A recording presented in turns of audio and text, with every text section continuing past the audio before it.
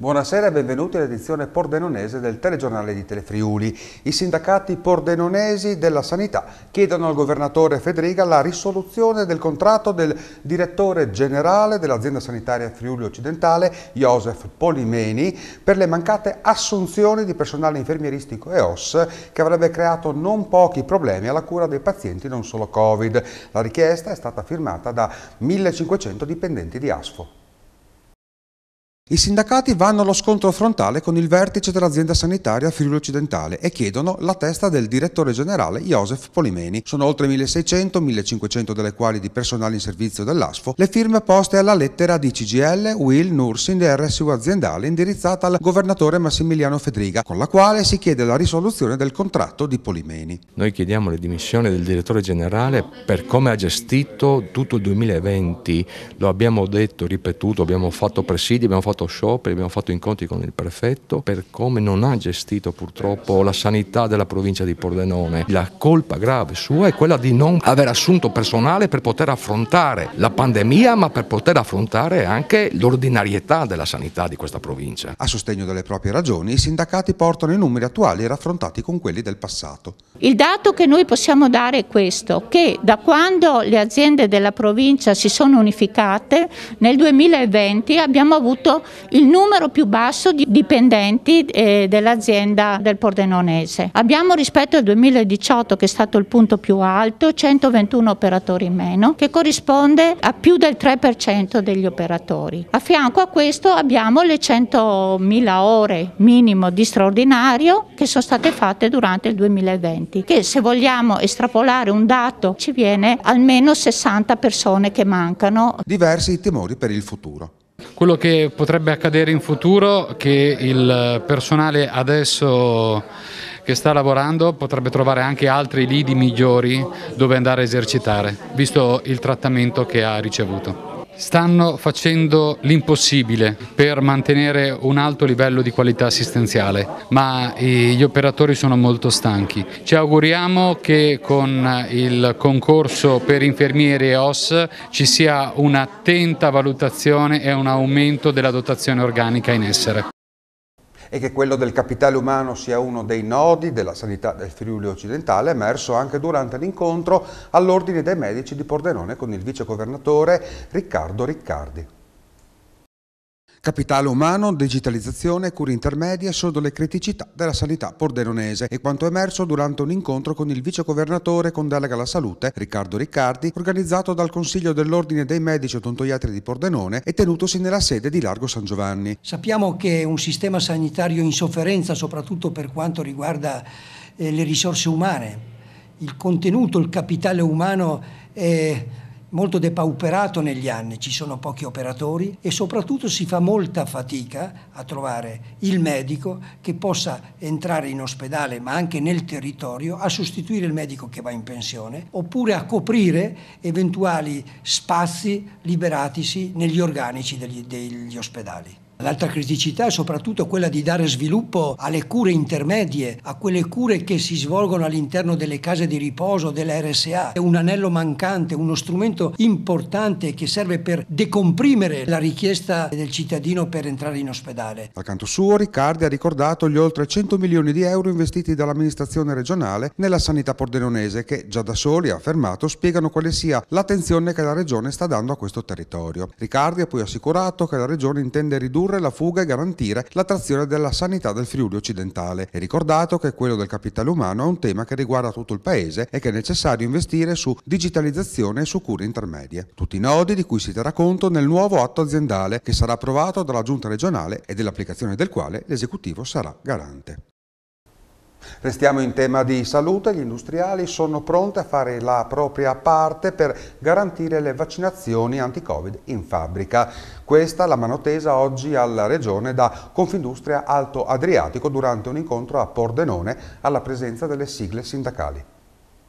Dopo l'antinfluenzale e i tamponi rapidi, le fabbriche si preparano alle vaccinazioni anti-Covid e gli industriali sono pronti a fare la propria parte. Questo il tema al centro di un incontro nella sede pordenonese di Confindustria Alto Adriatico, alla presenza delle sigle sindacali e del vicepresidente della regione Riccardo Riccardi. Mettiamo a disposizione della regione l'esperienza maturata in tutti questi mesi attraverso l'operazione dei tamponi rapidi fatti all'interno delle fabbriche, ne abbiamo fatti più di 65.000 e li stiamo ripetendo. Abbiamo sviluppato anche l'attività per i vaccini anti-influenzali per gli over 60 e quindi assieme alla cooperativa dei medici di base, assieme alla Croce Rossa, ci siamo candidati ad aiutare la regione, quindi la sanità pubblica. Noi ci assumeremo, come ci siamo assunti, l'onere per quanto riguarda il ristoro dei medici della cooperativa e della Croce Rossa che svilupperanno questa azione. Per quanto riguarda i vaccini vedremo se la regione ce li mette a disposizione. Tempi e modalità tutti da definire, ma proteggere la popolazione che produce pare indispensabile anche alla regione. Raccoglieremo le loro preoccupazioni, i loro problemi, le loro proposte e poi esamineremo se tutto questo sarà compatibile. A me pare sicuramente una ipotesi interessante e importante perché ci consentirebbe anche di mettere in sicurezza il sistema. Ritorno a dire che però il primo problema che abbiamo sono le dosi dei vaccini che in questo momento sono insufficienti per fronteggiare la domanda che il Paese ha. Con le AstraZeneca viaggiamo a 80.000 al mese e ci siamo organizzati ovviamente per utilizzarli tutti come abbiamo fatto con grande efficacia nella prima fase. Passiamo al consueto report sul coronavirus. Oggi in Friuli Venezia Giulia su 6.511 tamponi molecolari sono stati rilevati 246 nuovi contagi con una percentuale di positività del 3,77%. Sono inoltre 3.123 i test rapidi antigenici realizzati, dai quali sono stati rilevati 115 casi pari al 3,68%. I decessi registrati sono 9, a cui si aggiungono 5 morti pregressi afferenti al periodo dal 15 gennaio al 1 febbraio, 3 le morti in Friuli occidentale. I ricoveri nelle terapie intensive scendono a 65 e a 481 quelli negli altri reparti. In circa 60 giorni dall'attivazione del drive-in nel palazzetto dello sport di Zoppola, i medici di medicina generali del comune hanno effettuato oltre 300 tamponi antigenici rapidi con un tasso di positività del 13,8%. Dimostrazione, dicono i protagonisti, che dalla collaborazione tra medici, comune e azienda sanitaria si può fornire alla propria comunità un servizio sanitario d'eccellenza. Per la medicina di gruppo integrata Centro Medico Zoppola, coordinata dal dottor Domenico Narciso, partendo da questa esperienza si può impostare un piano di vaccinazione anti-Covid di massa appena sarà aperta ai medici di medicina generale la possibilità di somministrare i vaccini. Siamo pronti non appena sarà possibile, ha risposto il sindaco Francesca Papaise, ringraziando i medici a lavorare assieme e dare il nostro supporto anche per l'attività vaccinale.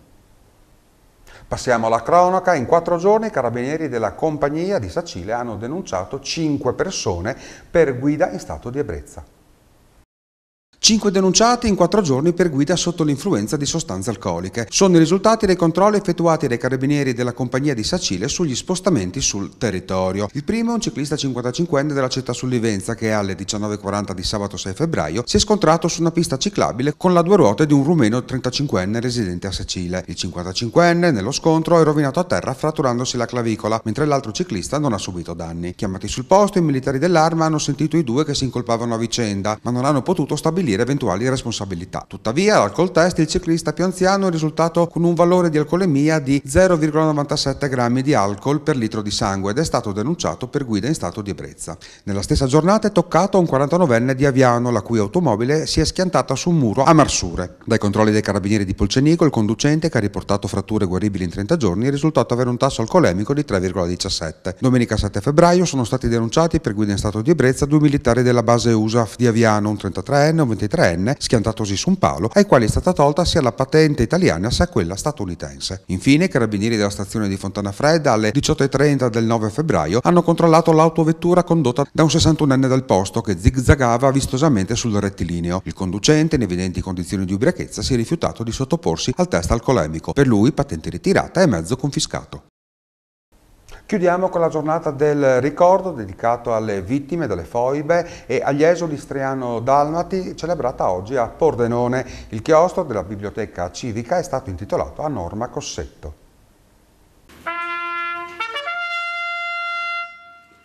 Il comune di Pordenone, causa Covid, ha celebrato sobriamente il giorno del ricordo, dedicato alla memoria delle vittime dalle foibe e degli esuli di Istria, Fiume e Dalmazia. La celebrazione è cominciata con la deposizione di una corona di alloro ai piedi della lapide che ricorda le vittime delle foibe, per poi proseguire con la consegna di un riconoscimento a Flavia Maraston, presidente del Comitato delle Vittime Giuliane, Istriane, Fiumane e Dalmate. Il comune di Pordenone è impegnato come ogni anno nella giornata del ricordo, cioè per onorare le decine di migliaia, 350.000 persone che fuggirono da terre che parlavano di Roma, di Venezia, di Italia, Istria, Fiume, Dalmazia. Un esodo dolorosissimo in cui le persone abbandonarono i loro averi e scapparono dalla follia comunista di Tito. Ricordare anche le foibe, le migliaia di persone che persero la vita con l'unica colpa di essere italiani in base a un disegno di annessione. Perdemmo terre che erano, ripeto, assolutamente italiane. Si tratta di pagine di storia che per troppo tempo sono state occultate, dimenticate, cancellate, nascoste perché nascondevano anche la memoria orribile del comunismo internazionale, del comunismo italiano che ebbe grandi responsabilità. Dopo le due cerimonie i presenti si sono spostati nel chiostro della biblioteca comunale che è stato intitolato a Norma Cossetto, studentessa istriana di Visignano, uccisa dai partigiani jugoslavi vicino alla foiba di Villa Surani. Norma Cossetto, che è un po' l'Anna Frank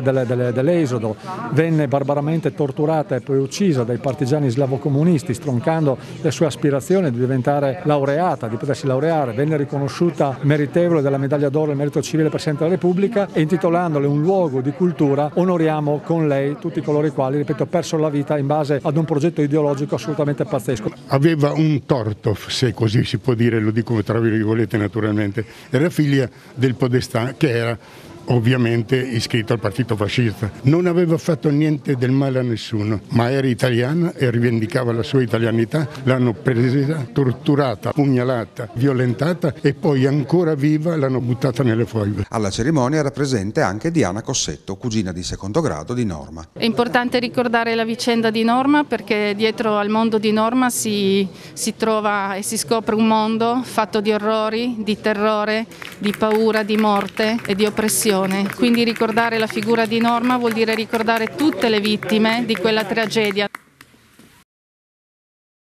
Il nostro telegiornale termina qui, l'appuntamento è per domani sempre alle 20:45. Vi lascio in compagnia di Elettroshock condotto da Alessandra Salvatori e Daniele Micheluzzi. Grazie di essere stati con noi, buona serata.